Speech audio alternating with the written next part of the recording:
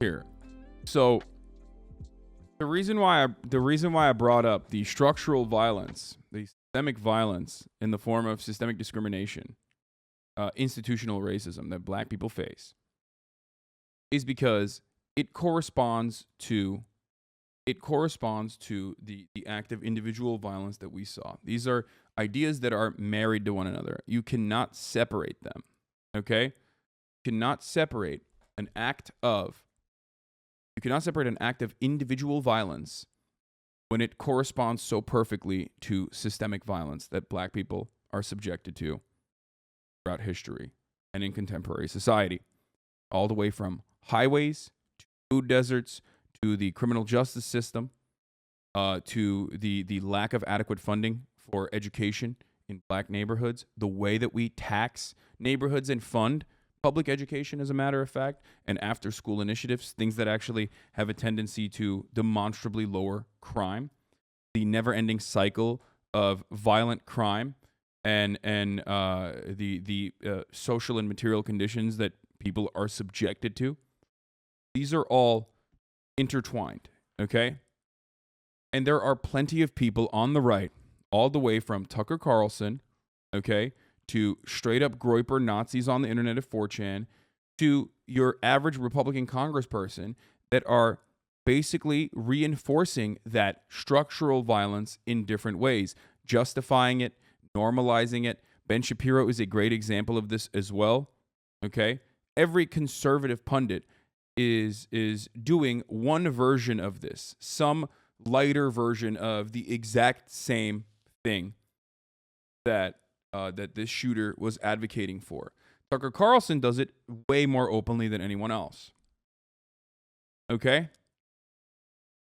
But it's so insidious and it's so fundamentally American that, I mean, we often say, racism is such a fundamental part of being American that criticizing racism feels like criticizing America. It's a big self-report that Republicans routinely will turn around and say, oh, you hate America. It's like, I mean, you're the one who is marrying white supremacy with America. Okay?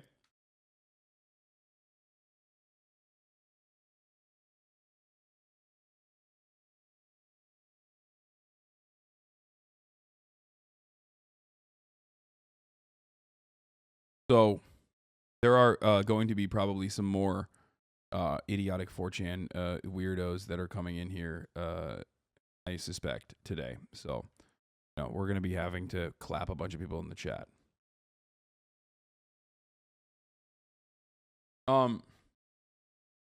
There's a reason why Fox News rarely ever covered the shooting yesterday when it was breaking news and continued with their regular programming.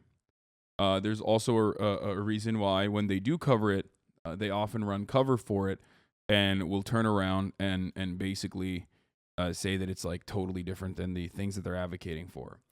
Here is a snippet from the manifesto alongside what Tucker Carlson has said. Transcripts from Tucker Carlson. When confronted or pressed for details, proponents of diversity retreat into a familiar platitude which they repeat like a Zen koan. Diversity is our strength. But is diversity our strength? The less we have in common, the stronger we are. Is that true of families? Is it true in neighborhoods or businesses? Of course not. Then why is it true of America? Nobody knows. Nobody's even allowed to ask the question. What's going on? How precisely is diversity our strength? Since you've made this our new national motto, please be specific as you explain it. Can you think, for example, of other institutions such as, I don't know, marriage or family units or military units in which the less people have in common, the more cohesive they are? Do you get along better with your neighbors or your coworkers if you can't understand each other or share no common values? Now, the underlying principle here is that, like, immigrants cannot assimilate or become American ever. But that's a hilariously incorrect attitude to have, considering that this country is literally built on, obviously, slavery, white supremacist terror, never-ending conquest, expansion, but also predominantly made up of immigrants now, okay? People that came here. Every single person, unless you are quite literally an indigenous person, you're an immigrant, okay? So what's so different than the immigrants that are coming in now? I think the shooter would have been radicalized without any help from more mainstream people like Tucker Carlson and Ben Shapiro. Their systematic impact and place in the pipeline cannot be ignored.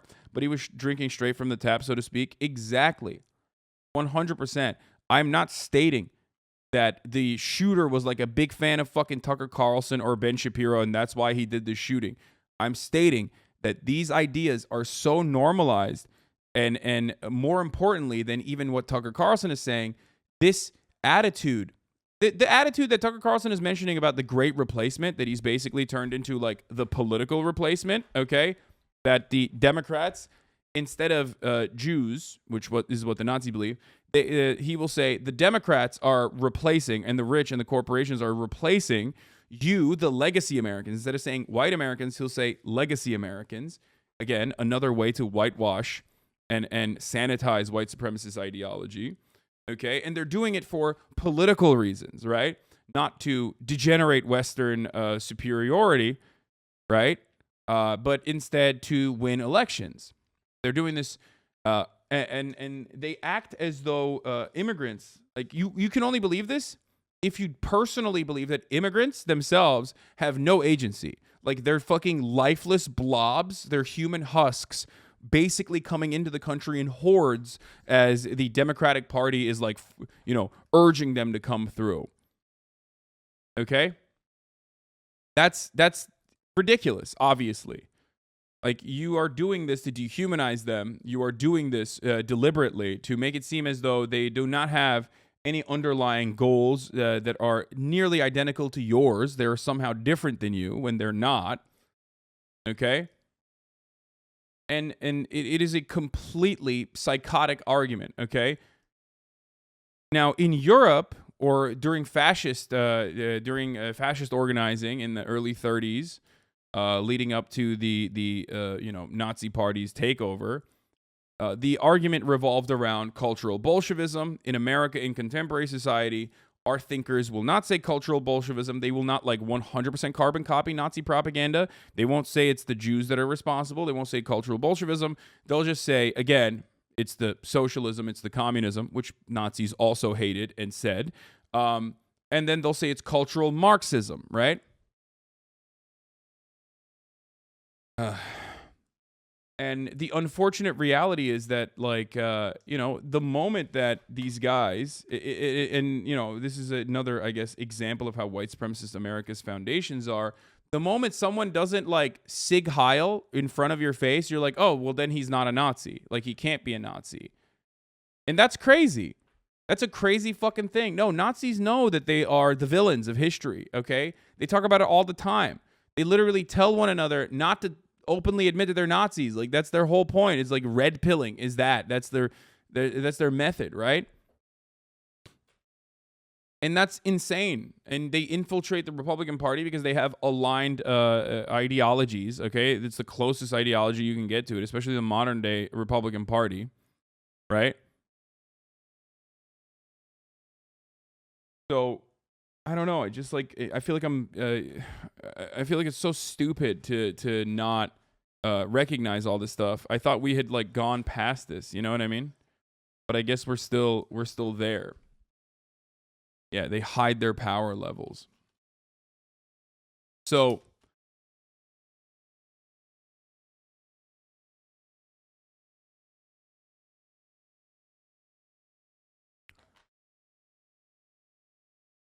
and Tucker Carlson is the most popular news network, the most popular news broadcaster in the country right now, and perhaps perhaps it should not come as a surprise that the Great Replacement, or at least the Americanized version of the Great Replacement, where the main people that are coming in to degenerate American society, according to Tucker Carlson, are Latin American people. Okay. And the reason, the sinister forces at play are the corporations, the wealthy elites, and the institutions that are also simultaneously working with the Democratic Party. Never the Republican Party, by the way. Never. Which is ridiculous. So,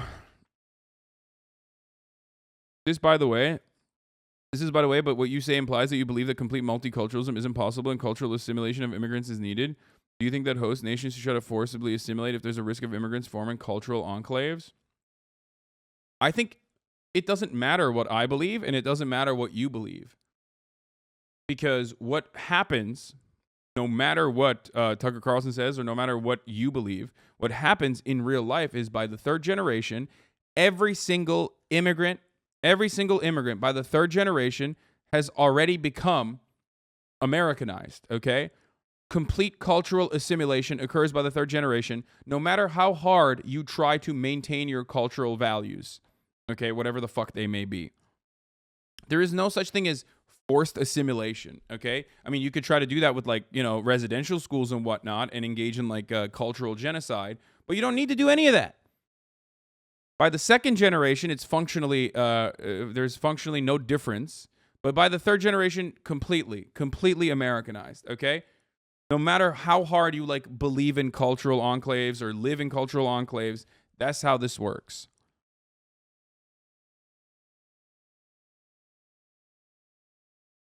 You get it? There are probably people who are third generation immigrants right now. They do not feel Mexican.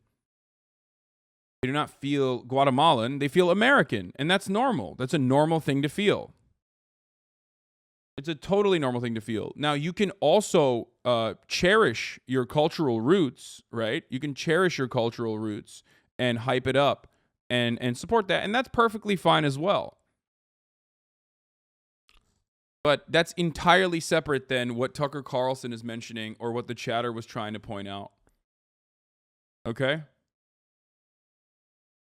This type of white nationalism / forced assimilation is so fucked. The reason I love cities like LA is the fact that I can go to K-Town, a little Tokyo, a little Bangladesh, and have these pockets of flourishing global culture in one place. Takes a fucking sicko to be afraid of that. Yeah.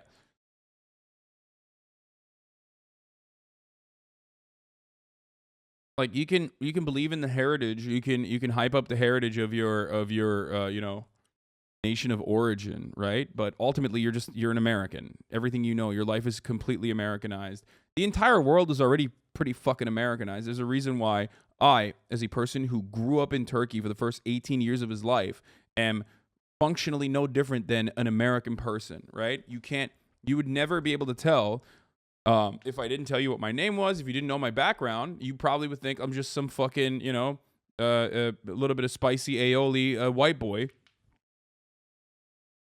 You know, I could have been fucking born and raised in Kansas. You would not know, right? And that is because, once again, America's greatest export is cultural imperialism, and they do a very good job of, like, basically turning the rest of the world into a McDonald's Americanized version of themselves. So,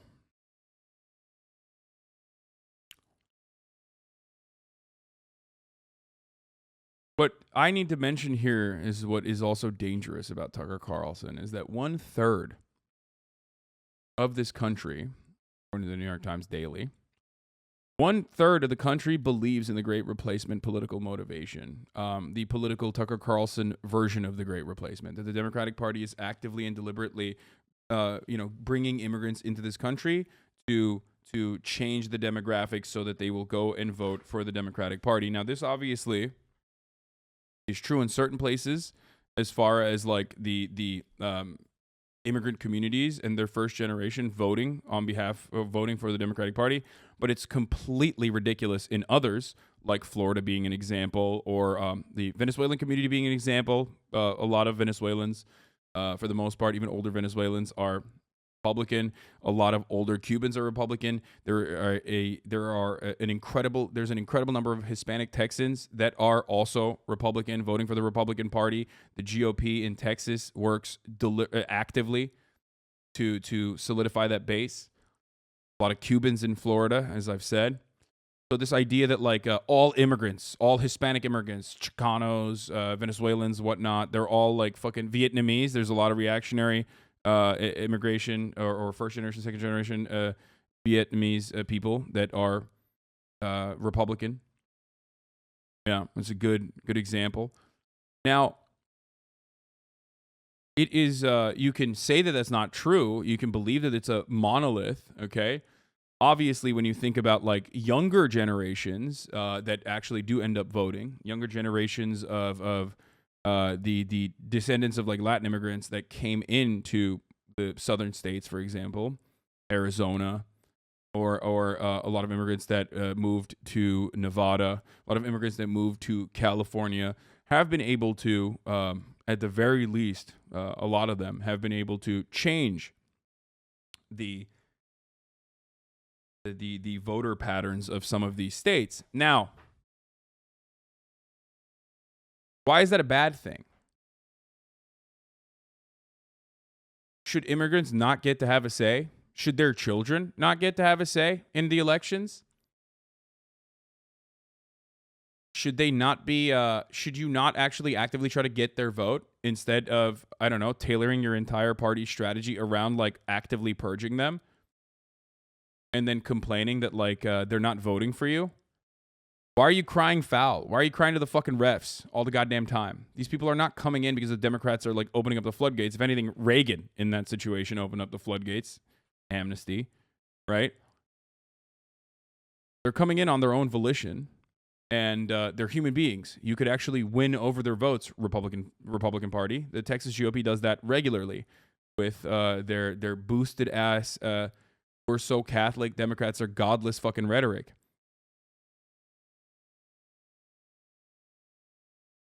It's incredibly stupid. And, you know, racist. Okay, here it is. So basically this is what the shooter wrote. Why is diversity said to be our greatest strength? Does anyone even ask why? It is spoken like a mantra and repeated ad infinitum. Diversity is our greatest strength. Diversity is our greatest strength. Diversity is our greatest strength. Said throughout the media, spoken by politicians, educators, and celebrities. But no one ever seems to give a reason why.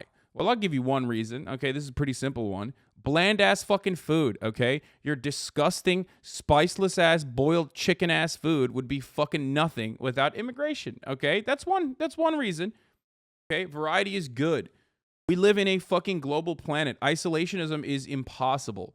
You are a delusional person, okay? We are not going to institute the hermit kingdom here. It's not going to be the fucking Democratic People's Republic of the United States of America, okay? And DPRK is born out of necessity in many ways anyway. I don't think that they're like they did it because like Jusha truly is about self-reliance. I think they did it because, you know, embargoes, sanctions, light genocide in North Korea and the Korean War, all that sort of stuff played a role in their isolation for the rest of the world. And clearly they're not doing so great. And we're not going to do that here in America. So you can't just like actively try to shut out different cultures from coming in and spreading their bounty, okay? That is how we already arrived at technological achievements. That's how we arrived at, I don't know, like gas-powered vehicles, okay? Everything. Every part of technology that you personally appreciate and cherish is a consequence of cultures merging with one another by war or by trade. It's so fucking stupid to just be like, we can't do that. We need to stop it immediately. Like, we need to stop it immediately. We need to make sure that America stays white and not diverse. Like, why the fuck would we do that, you idiot? Why would we not engage in cultural exchange when every single thing that you take for granted is a consequence of that? You fucking dumbass. Are you arguing with someone that's in custody? Yeah, you're right. Instead, I should hyper-focus on you, dumbass chatter. Why am I arguing with someone in custody? You fucking idiot. Do you not think that this is like an attitude that is reflected by millions of Americans? Do you think I'm addressing some fucking random white supremacist shooter? Or do you think I'm addressing the arguments that are channeled by your fucking grandfather and probably your father and maybe other dumbasses that you've surrounded yourself with as well? Yeah, I'm owning the fucking white supremacist in the marketplace of ideas. I'm going to put him under the jail now.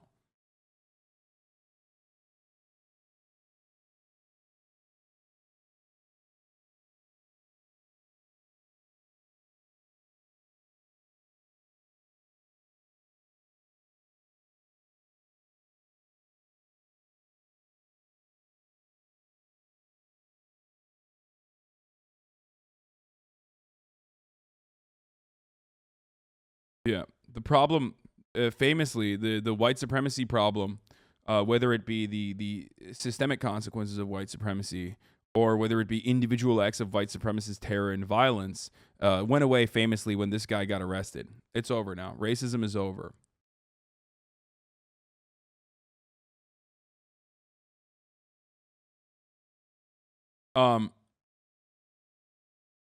Anyway.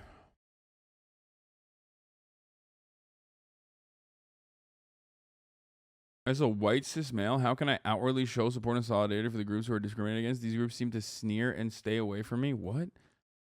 It's in your mind, okay? And also, I assume if you have an attitude like that, I'm gonna go ahead and assume, maybe I'm wrong, but like you might have some still underlying like weird, you know, maybe like right-wing attitudes that went away, but still, you know, happen to manifest under the skin.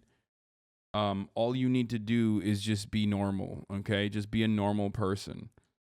You're probably feeling that way because of subconscious racist thinking, which doesn't mean, I mean, it's good that you're actively working on it, right? You're obviously in here, you've been in here for a long time, but that kind of attitude is like that kind of attitude still comes around from like otherizing black people and assuming that they're like different. Okay. What do I always say to the white people in my chat? Just be normal, okay? Be normal, be normal, be normal. Just be normal, just be normal. I mean, there are people on the internet. There are black content creators on the internet that say I'm fucking racist on a daily basis. You don't see me fucking being like, oh man, how can I actively show support to black people? You just be yourself, okay? Unless yourself is abnormal, in which case, don't be yourself and be normal.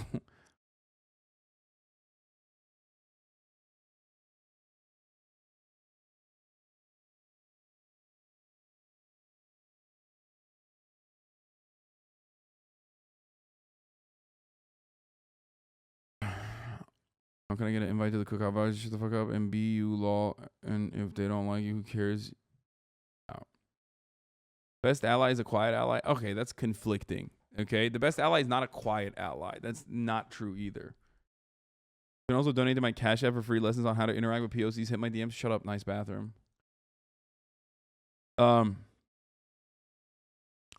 Okay, anyway, what gives a nation strength and how does diversity increase that strength? What part of diversity causes this increase in strength? No one can give an answer. First of all, this is yet another instance where like people act like there is no answer for this when there is. I mean, diversity is good. If you want to think about it from like a capitalist position, okay?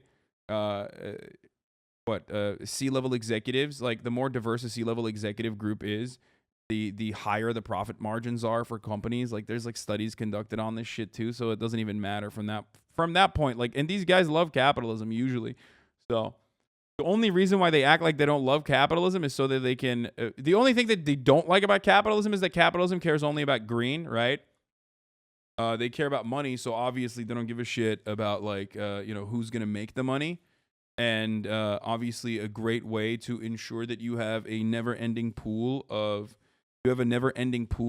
labor that is the certified underclass is by ensuring that you have a two-tier justice system that enslaves people for crimes that others would not be enslaved for. Obviously, I'm talking about like the disproportionate targeting of black people under our criminal justice system, or through you know, a flow of immigration from countries that we fucked over that don't get the same level of amenities and access and an opportunity to become citizens in the same way that like affluent people are able to from whatever country they're coming from. Okay. So Ben Shabibo came out with a fucking flaming hot take, as one does. So I responded to it as well. Where is it? Oh, here it is. So a lot of people got mad at me for this response, but here we go. Ben said, Bernie Sanders is not responsible for the congressional baseball shooting. Barack Obama is not responsible for the mass shooting of Dallas police officers. And Tucker Carlson is not responsible for the Buffalo massacre. Tucker Carlson is not individually responsible for the Buffalo massacre, okay? You, I would go so far as to say, are more responsible for the fucking Quebec City mosque shooting, okay? But even then, you're not individually responsible, as I've talked time and time again. But I said, if I had someone in my fan base shoot up a mosque in Quebec after hearing all the things I said about Muslims, I sit this one out. For those of you who don't know, in 2017, a Ben Shapiro superfan shot up a mosque in Quebec and killed 6 people. Now, people were trying to fucking say, like, oh, dude, well, you know, what constitutes a super fan? Like, I'm a fan, like, you know, I follow your account 93 times, but I don't agree with you. It's like, dude, come on. Why are you robbing this of the context? If someone who is like actively and deliberately following me, but is like a psychotic right winger, goes and like kills someone, okay, turning around and being like, oh, this happened because of you, he was a fan of you, is insane. Obviously, this person was following Ben Shapiro, number one, and other Daily Wire and Daily Caller fucking authors, Tucker Carlson, aggressively, including fucking straight Nazis, okay? Like, there's a difference. If I was on a list of this, okay, if let's say my name was on this list, I don't think, I don't think that would imply that that person's a fan of me and hates the other guys, okay? Like, and also, you have to look at the act of violence. The act of violence he committed wasn't, in defense of Muslims. The act of violence that he committed, the shooter in Quebec, was perfectly corresponding to the rhetoric that Ben Shapiro and all of these other motherfuckers point to and say on a daily basis. But more importantly, perhaps, than what these guys are saying, about like Muslim immigration and whatnot, it also corresponded to the systemic violence that Muslims are being subjected to on a fucking global level at the time and still to this day. And obviously, you cannot separate the two. These things would not work in the exact same way. That's why the argument towards like the fucking congressional baseball shooter or whatever that was a fan of Bernie Sanders is a silly one, is a ridiculous one, because Bernie Sanders is not running around being like, we should kill, I'm not even going to say it. Like, Bernie Sanders is not running around advocating to murder or advocating to murder like congresspersons, whereas I caught myself. You know what I mean? I caught myself because I know that shit would have been fucking clipped out.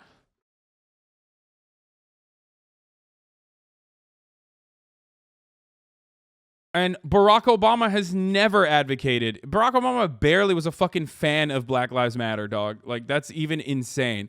And Black Lives Matter has nothing to do with, like, the mass shooting of Dallas police officers either. Okay? So you are, once again, trying to marry ideas that do not exist. There is no systemic backing for police executions. There is no systemic backing for mass shootings happening at congressional baseball games, in the same way that there is absolutely structural violence directed towards marginalized communities, okay? State violence directed towards marginalized communities that is being reinforced by the likes of Ben Shapiro. He can hide and say, oh, well, I'm not saying directly kill these people, all right? I'm not saying directly kill these people. I'm just saying run the top of the hour ad break at the top of the hour, and if you no longer want to see those ads, all you need to do is subscribe for $5 or for free. Sorry, I had to do that to you. I apologize. It's just, it had to happen. Okay? Right. If you want an ad-free broadcasting experience, uninterrupted, all you need to do is subscribe, which you can do for $5 or for free. You earned that one, okay? Or you can get gifted a sub. Here's the 1 minute ad break now.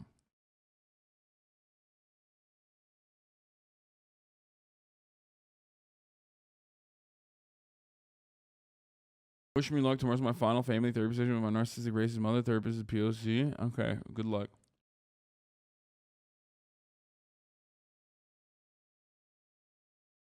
Yeah, the only mass killings Obama is supporting is towards hospitals in Afghanistan. Exactly. Like, Afghan children is the only mass killing that Obama supports.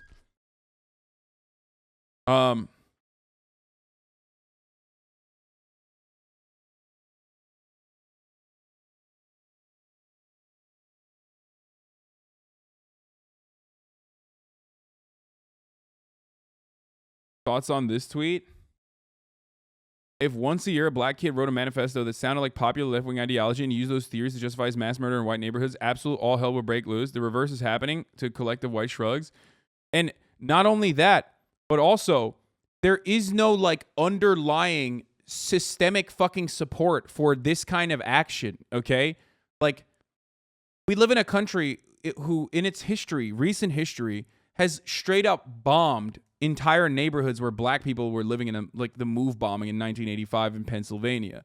Okay, we live in a country where, like there is still so much state-sanctioned violence towards black and brown people.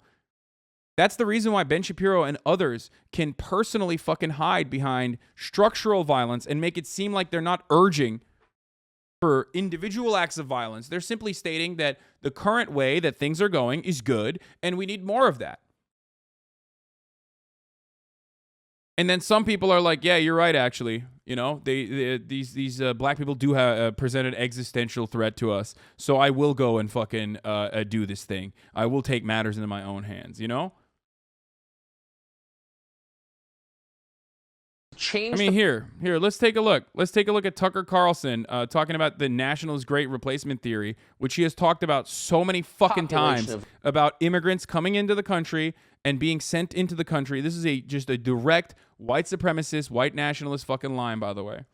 Hold on, I gotta pee. I'll be back. And they hate it when you say that because it's true, but that's exactly what they're doing. Is anyone pushing back at all? I have less political power because they're importing a brand new electorate. Why should I sit back and take that? How much longer do you think Americans will put up with this? How long before Americans start to take border enforcement into their own hands? We have absolutely the right to know. We should demand to know now. Every time they import a new voter, I become disenfranchised as a current voter. No, they're not allowed to do that. Why are we putting up with this? Most people go along with this absurd standard. They dutifully shut up. They don't think they have a choice. You wonder how much longer they imagine Americans are going to go along with this. It can't go on forever, but you can see why they're trying it. Demographic change is the key to the Democratic Party's political ambitions. Our leaders have no right to encourage foreigners to move to this country in order to change election results. Abrupt change causes social chaos, always. What will the consequences of that change, of that revolution be? In your bones, you know the answer. It's terrifying. And it doesn't have to happen. You cannot overstate the scale of demographic change underway right now in the United States. It's a direct assault on our democracy. They don't even really care about your vote anymore. Their goal is to make you irrelevant. You're just an American citizen. Shut up and obey. They know that calling you a racist is the fastest way to make you obey. In other words, you're being replaced and there's nothing you can do about it. So shut up! If you don't obey them, they denounce you as a racist. Why do they do this? They do it because it works.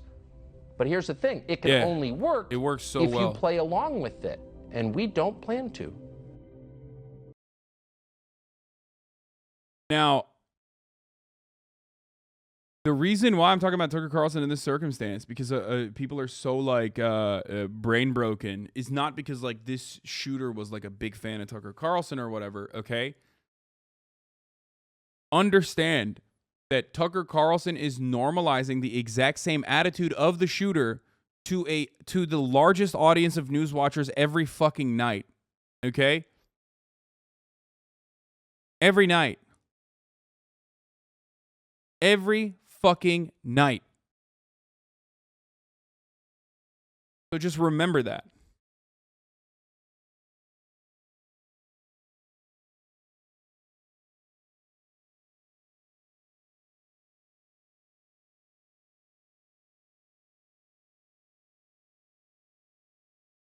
I'm not American. Can you please explain how the people take this lunatic as seriously as well as Fox loonies? I mean, what do you mean? What country do you live in? I'm sure you have your own version of Tucker Carlson and your own version of like Tucker Carlson style arguments too.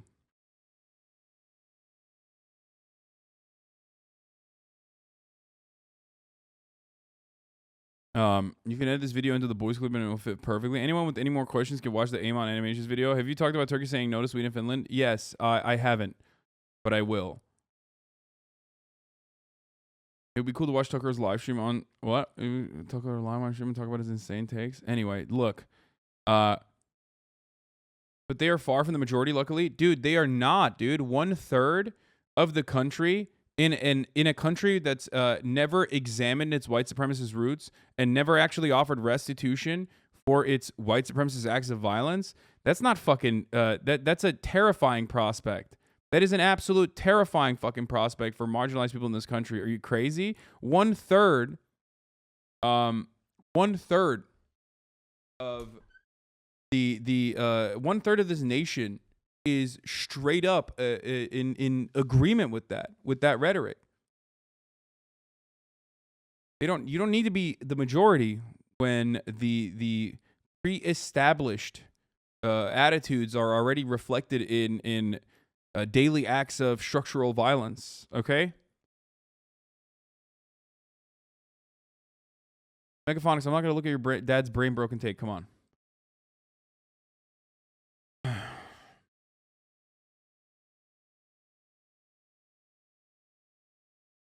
Not only do they not need a majority, as we know from the Roe v. Wade conversation, but also they don't need a majority anyway because the systems already favor their opinion. The systems already favor their attitudes.